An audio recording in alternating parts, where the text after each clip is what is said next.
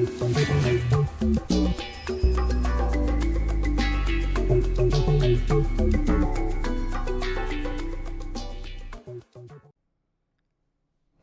everybody and welcome back to Pierce Gaming News. Saw this interesting article last night and I was like, hey, I should probably talk about this. So I guess this is from IGN and it says, opinion, Xbox One and PS4 are effectively online only consoles. Now the article title sounds like clickbait, but I was reading it and it said Xbox One in 2013, when they made that announcement, they basically said, oh, we require internet connection, DRM, and after all the backlash from gamers and Sony's basically was like, PlayStation 4 would play games just fine without the help of internet, and they basically reversed all that. I don't know if you guys probably remember that whole fiasco going on. Microsoft backed down and dropped out the requirement except for a one-time console activation. As it turns out, Microsoft's initial approach was more realistic about the modern reality of how games are made and what effectively required in order to have a reasonably stable experience. Yada yada, you know. But so then now this article made a really good point, and I agree with this article 100%. It said right here, here's what changed. Years ago when a game went gold, it was sent off to be pressed onto discs and shipped to stores, a process that takes about a month. It used to mean developers and publishers and platform owners had signed off on the quality and the shipping version as ready to play right out of the box today. But now, especially 2014, it seems like it was a ship it now and patch it later attitude from publishers means that the game installed onto the offline console has a high likelihood of arriving at a really extremely buggy state. You can't play it, you know. I don't know if you guys agree with that, but I agree with that. Like when I bought Assassin's Creed Unity, I didn't have any issues, but I know a lot of people were, and that game was extremely buggy. What were some other games? I can't think of any. I know there was a lot. There was overhyped games. Drive Club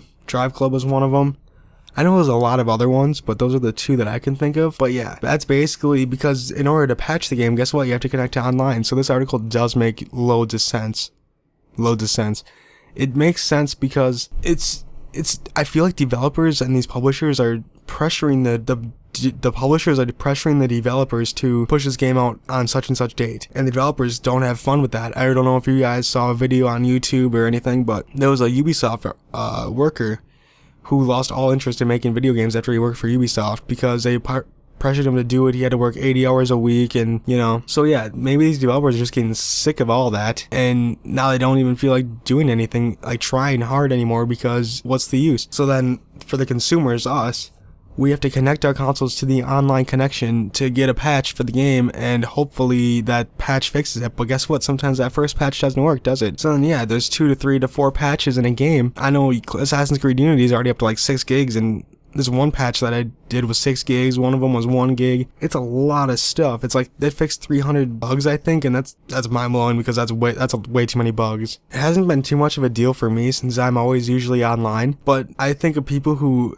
because I go to like my grandma's house for like, sometimes I go there for like a week or so. She doesn't have internet. Well, she has internet but no Wi-Fi, so I can't really connect to her internet connection. Or she doesn't have a router, but besides the point, I can't patch a game. So what if I were to buy a new game, say we're at my grandma's house at GameStop or Walmart, and that game is buggy? I basically wasted $60 until I get back home to connect to the internet to download the patch. And I also think people who don't have internet connection, yes, there are still people who don't have internet connection to this day. And what happens to those who wanted to buy the Xbox One or PS4 and they can't play their games because it needs to be patched? Well, all I know, this console generation is turning out to be one of the worst, in my opinion, because this article hit it right on the head with, this article is really long, but the main point I wanted to get out of this is that it's a build now, patch later, release now, patch later. That's honestly the vibe that I get from this console generation, and it's really, really gets sickening, and it really makes me not want to be involved with gaming. Like,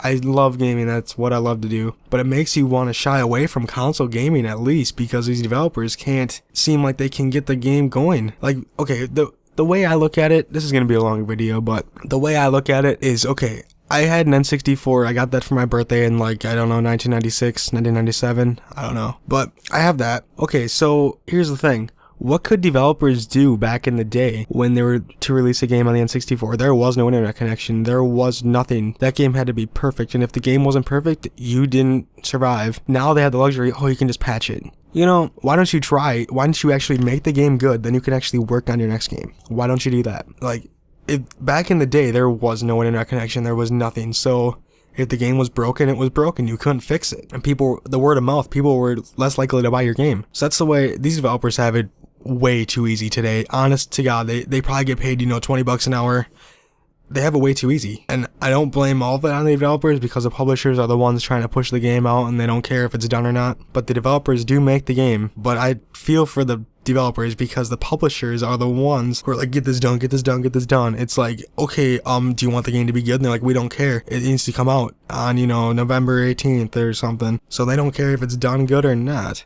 I really hate that. This is ruining gaming for me. And I don't know what's going to happen in 2015 here, because the year just started. I don't know what's going to happen with the gaming this year. It looks like to be some pretty good games, like Project Cars is coming out. We got Uncharted 4, Thieves End, the last one in the series. There was Last of Us 2 confirmed. I'm not sure if it's coming out in 2015. I mean, there's some pretty good games that look like they're coming out with The Witcher 3. But we'll have to see how all these games can handle it, because it seems like 2014 was not the year for gaming at all. It almost didn't even pay to have a PS4 or Xbox One. What do you guys think of this? Do you guys think these consoles are effectively online only because of all the patches from each and every game that comes out? Or do you guys like gaming as it is? Do you like broken games? Do you like whatever? Let me know down in the comments. Alright guys, that's all the news I got for you today. Make sure to like, comment, favorite, and subscribe, and follow me on Twitch, Twitter, and Facebook. And I will talk to you guys tomorrow.